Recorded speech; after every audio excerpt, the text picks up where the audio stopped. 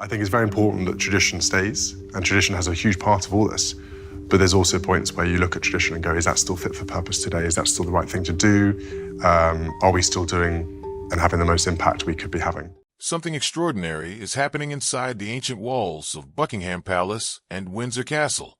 A seismic shift in power, quiet but unmistakable, is underway.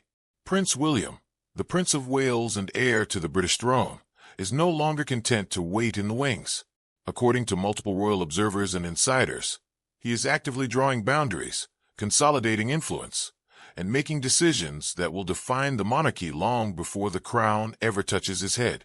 And at the center of this gathering storm stands one figure, Queen Camilla. The relationship between William and his stepmother has always been layered with complexity. Forged in the fires of his parents' very public and painful divorce, shaped by the shadow of Princess Diana's legacy, and tested repeatedly by the demands of royal life, their bond has been described over the years as everything from cautiously warm to quietly strained. But something has changed in recent months.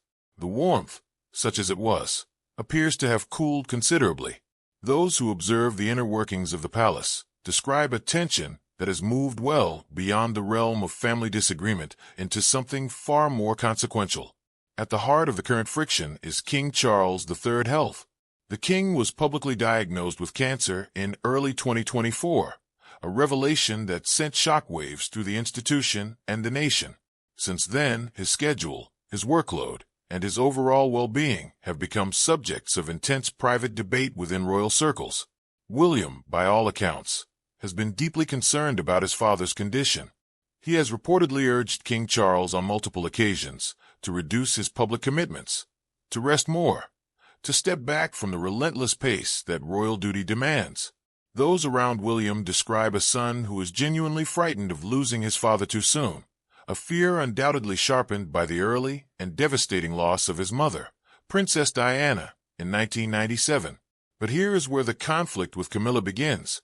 Queen Camilla, according to sources familiar with the palace's internal dynamics, holds a fundamentally different view of what is best for the king. She reportedly believes that King Charles draws enormous strength and purpose from his work.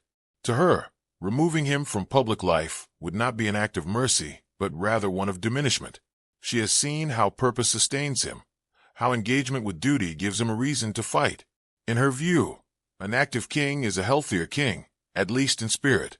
This perspective, while rooted in genuine devotion, has placed her on a direct collision course with William. The tension reportedly came to a head during the Nigerian state visit in March 2026, a significant diplomatic occasion that brought Nigerian President Bola Tinubu to Windsor Castle for a lavish state banquet. It was a high-profile event, the kind that demands the full ceremonial weight of the British monarchy. King Charles attended, as did Camilla, but those close to William say the Prince of Wales watched the proceedings with barely concealed alarm. His father, in William's assessment, was visibly fatigued.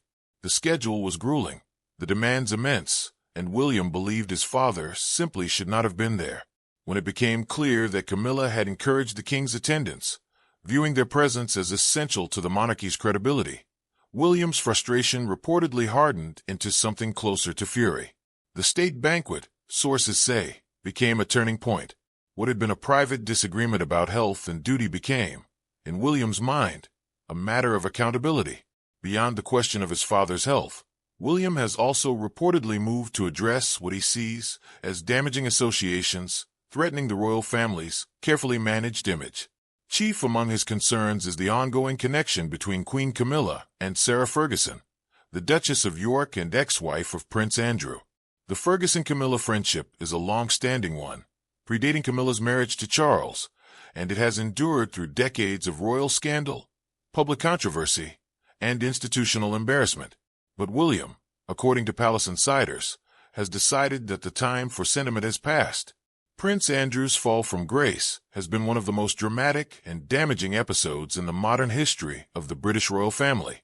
His association with the late Jeffrey Epstein, the subsequent legal proceedings, and the sustained reputational damage to the institution have made him, in William's view, an untouchable liability. King Charles has already taken formal steps to distance the crown from Andrew.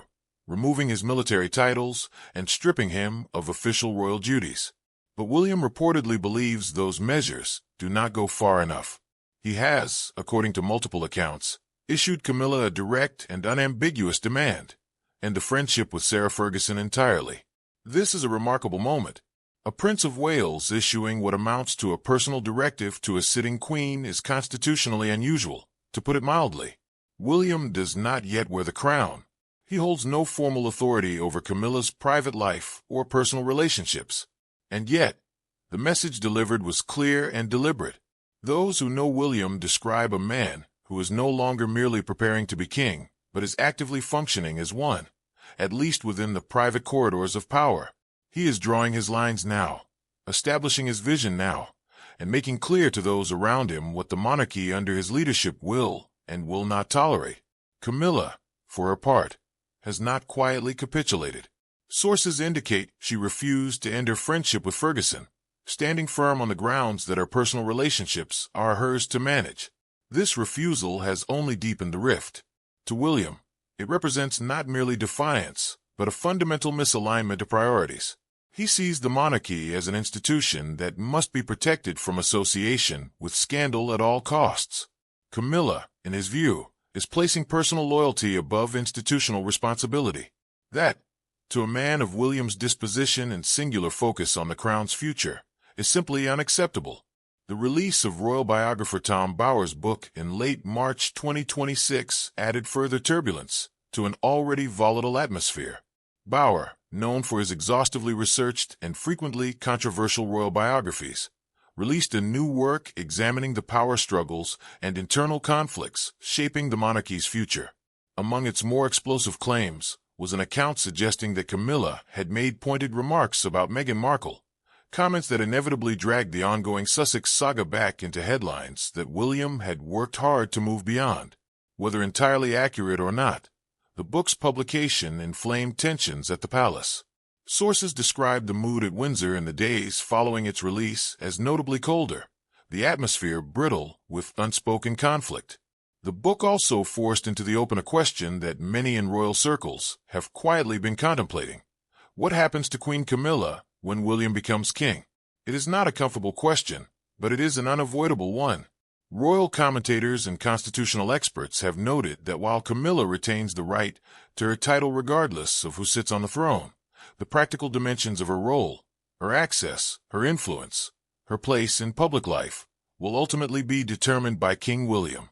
And William, by all accounts, has already begun thinking about that transition in concrete terms. He envisions a leaner monarchy, tighter in its inner circle, more disciplined in its associations, and less tolerant of the kind of peripheral connections that he believes create vulnerability and distraction. Camilla's extended network, the friends and family who have benefited from proximity to the Queen, are reportedly already the subject of quiet scrutiny. William is said to view these relationships as potential weak points in the institutional armor, connections that could be exploited, manipulated, or simply embarrassing. His vision for the palace of the future does not include a large and loosely managed extended family network orbiting the throne. He wants control, clarity, and cohesion. It would be a mistake to interpret William's behavior as simply the impatience of an ambitious heir. Those who know him well insist his motivation is more complex and more personal than the straightforward grab for power.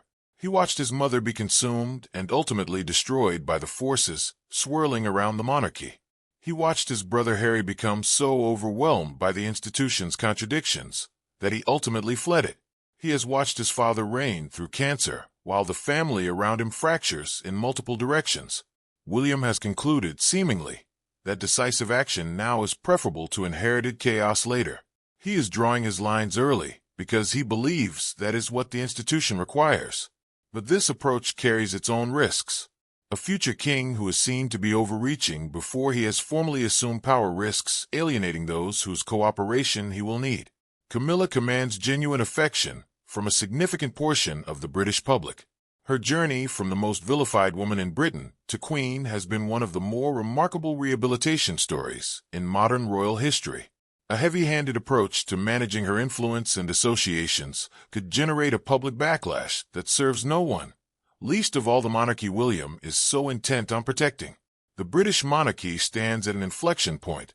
King Charles fights on, serving his country even as his body wages its own battle. Queen Camilla navigates an increasingly hostile internal environment while maintaining the dignity her position demands. And Prince William watches, plans, and moves with the deliberate patience of a man who knows the crown is coming and intends to be fully ready when it arrives. History will judge whether his methods were wise. But one thing is already beyond doubt. The monarchy that William inherits will be shaped, in no small part, by the battles he is choosing to fight right now, behind closed doors, in the corridors of power that the public rarely sees. The crown may not yet sit upon his head, but in every way that matters, William has already begun to reign.